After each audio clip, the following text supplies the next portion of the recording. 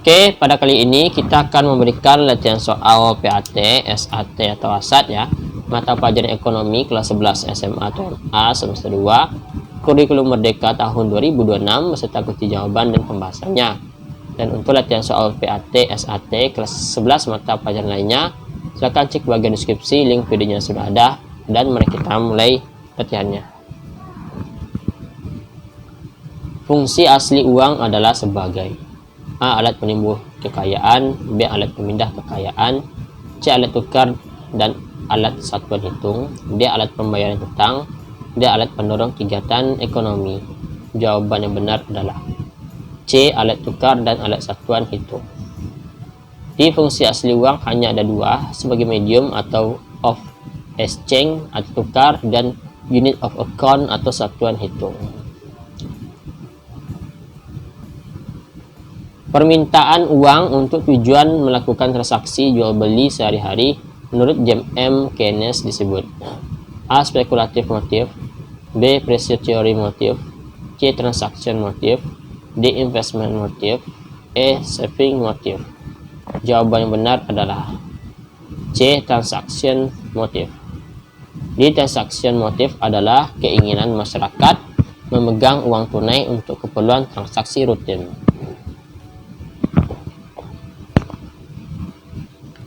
Kenaikan harga barang secara umum dan terus-menerus dalam jangka waktu tertentu disebut A. Deflasi, B. Inflasi, C. Devaluasi, D. Depresiasi, E. Revaluasi. Jawaban yang benar adalah B, yaitu inflasi. Inflasi ditandai dengan turunnya nilai mata uang karena kenaikan harga barang secara masif. Inflasi yang disebabkan oleh kenaikan biaya produksi seperti naiknya harga BBM atau upah buruh disebut A. Demand pull inflation, B. hyperinflation, C. Cost push inflation, D. Imported inflation, E. Domestic inflation. Jawaban yang benar adalah C ya, cost push inflation. Di cost push inflation terjadi karena tekanan biaya produksi yang memaksa produsen menaikkan harga jual.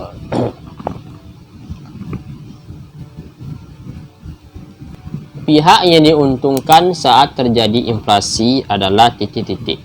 A. Orang yang menabung uang tunai di rumah, B. Pensiunan berpendapatan tetap, C. Kreditur pemberi pinjaman dengan bunga tetap, D. Debitur peminjam uang, E. Konsumen barang impor. Jawaban yang benar adalah D, yaitu debitur atau peminjam uang. Nah, debitur untung karena nilai real uang yang dikembalikan lebih rendah daripada saat ia meminjam. Indeks harga yang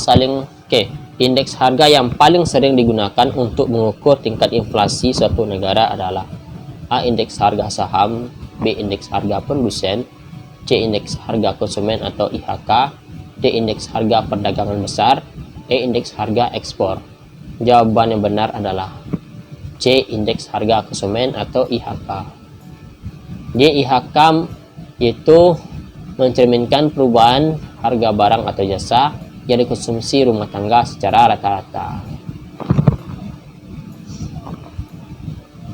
Kebijakan pemerintah melalui bank sentral untuk menambah atau mengurangi jumlah uang yang beredar disebut kebijakan A. Fiskal, B. Moneter, C. Perdagangan, D. Industri, E. Perpajakan. Oke, jawaban yang benar adalah B, yaitu moneter ya jawabannya. Di kebijakan moneter berfokus pada pengendalian jumlah uang beredar dan suku bunga oleh Bank Indonesia. Untuk mengatasi inflasi, bank sentral dapat menaikkan suku bunga bank. Nah, instrumen kebijakan ini disebut A. Politik diskonto, B. Operasi pasar terbuka, C. Kebijakan cadangan kas, D. Kredit selektif, E. Himbauan moral. Jawaban yang benar adalah A, yaitu politik diskonto. Di politik diskonto atau discount policy adalah yaitu pengaturan jumlah uang beredar dengan memainkan tingkat suku bunga. Jika pemerintah menjual surat berharga atau SBI kepada masyarakat, tujuannya adalah A. Menambah jumlah uang beredar, B. B. Menurunkan suku bunga. C. Mengurangi jumlah uang beredar atau mengatasi inflasi. D. Meningkatkan daya beli masyarakat. Dan E. Memperluas kesempatan kerja. Jawaban yang benar adalah C. Mengurangi jumlah uang beredar atau mengatasi inflasi. Dengan menjual surat berharga, uang masyarakat ditarik masuk ke bank sentral sehingga jumlah uang beredar berkurang.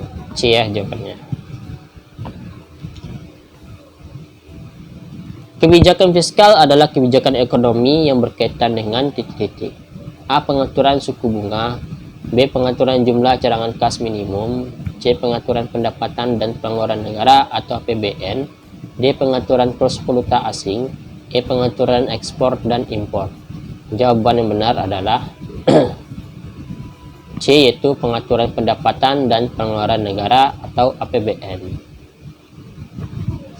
Jadi kebijakan fiskal dikelola oleh Kementerian Keuangan melalui instrumen pajak dan belanja negara.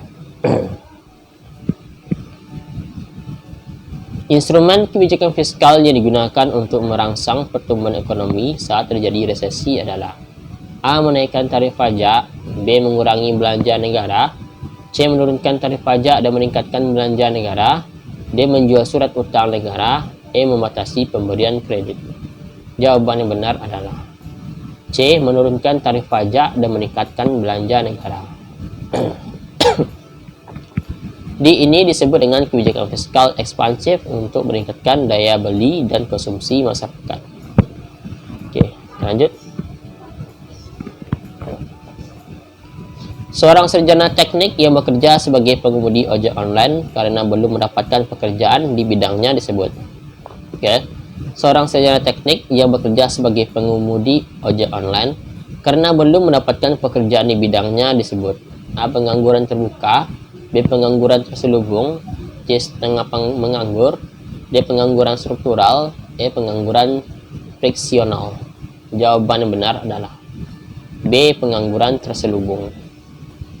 Di pengangguran terselubung atau disputes and unemployment terjadi saat tenaga kerja bekerja tidak optimal dan tidak sesuai keahliannya. Lanjut. Pengangguran yang terjadi karena adanya perubahan struktur ekonomi, misalnya dari agraris ke industri disebut A. Pengangguran siklis. B. Pengangguran musiman. C. Pengangguran struktural. D. Pengangguran teknologi. E. Pengangguran friksional. Oke, jawaban yang benar adalah yaitu C, yaitu pengangguran struktural. Di pengangguran struktural terjadi karena ketidakcocokan antara keterampilan pekerja dengan kebutuhan lapangan kerja baru. Cara yang paling tepat untuk mengatasi pengangguran musiman, yaitu seperti petani saat menunggu panen adalah A. Pemberian modal usaha. B. Pemberian keterampilan lain seperti kerajinan tangan atau otomotif. C. Menurunkan tingkat suku bunga. D. Menutup perusahaan asing.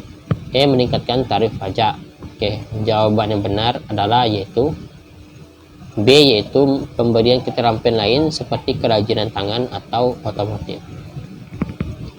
Di pelatihan keterampilan lain membantu mereka tetap produktif di luar musim utama pekerjaan mereka.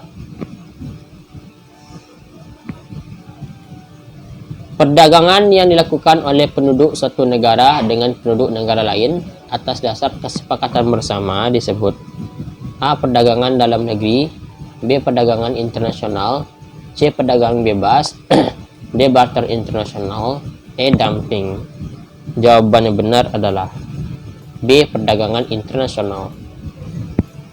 Jadi definisi perdagangan internasional melibatkan batas wilayah kedaulatan negara dan perbedaan mata uang.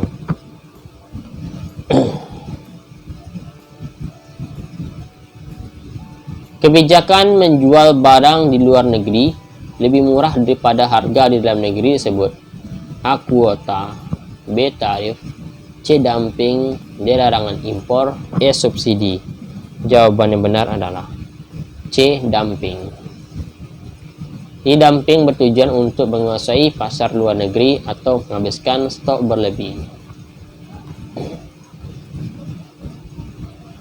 Kerjasama ekonomi yang dilakukan oleh negara-negara di satu kawasan geografi yang sama disebut kerjasama. A. Bilateral, B. Multilateral, C. Regional, D. Antarregional, E. Internasional. Jawaban yang benar adalah C. Regional.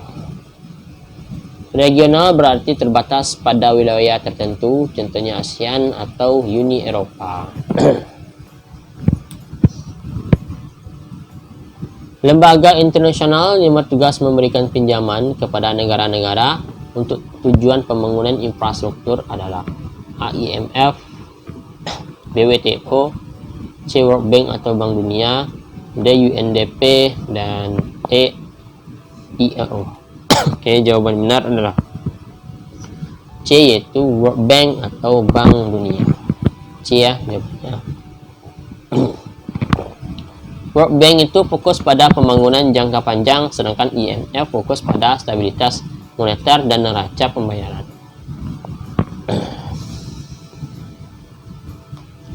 Neraca yang mencatat ekspor dan impor barang disebut A. Neraca jasa, B. Neraca modal, C. Neraca perdagangan, D. Neraca transaksi berjalan, dan E. Neraca pembayaran.